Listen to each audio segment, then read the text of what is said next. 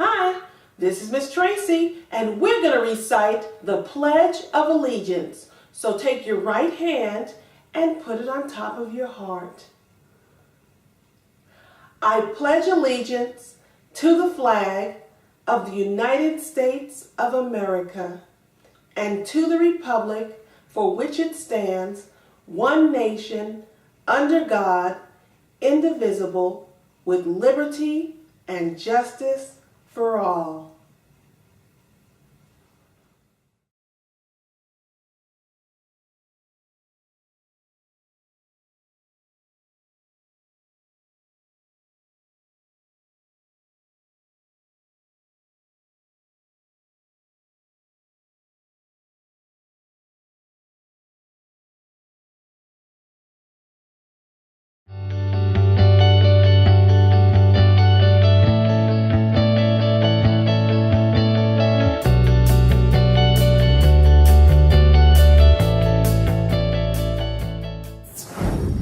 Good morning, I'm Micah Taylor. Today I'll be interviewing Principal Thomas as a part of our observing of Black History Month. Good morning, Principal Thomas. Good morning, Micah. Let's start off with our school's name of JJH. What did you know about Judia Jackson Harris before you became principal?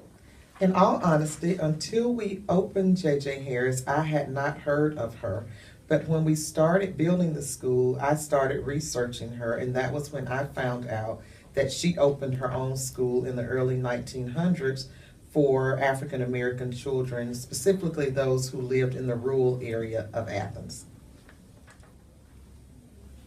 How often have you found it so surprising to people that Judia Jackson Harris was a Black woman? I don't think many of our students, most of our students actually, probably do not know still that our school was named after a Black woman educator who worked in Clark County.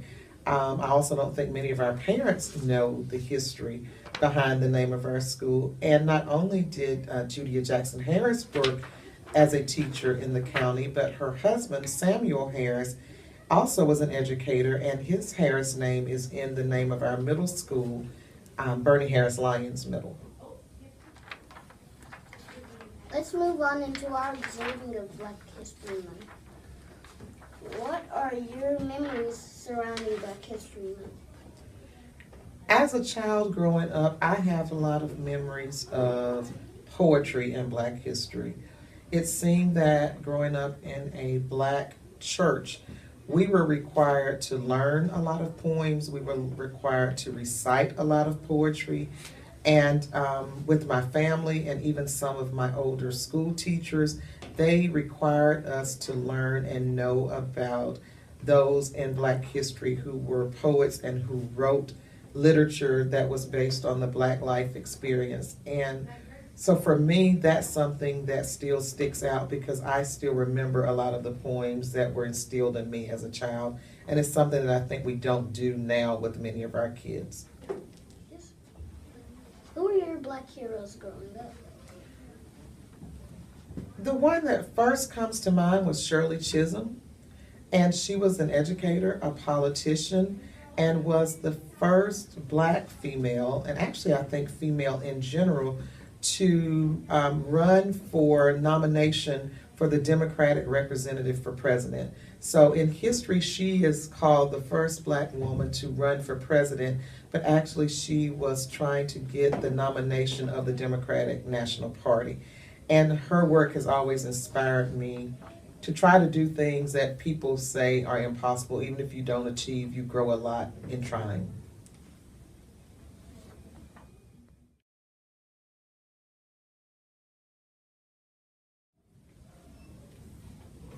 Zernoda is a unique name. I understand there's a story behind your name. How did you get that name?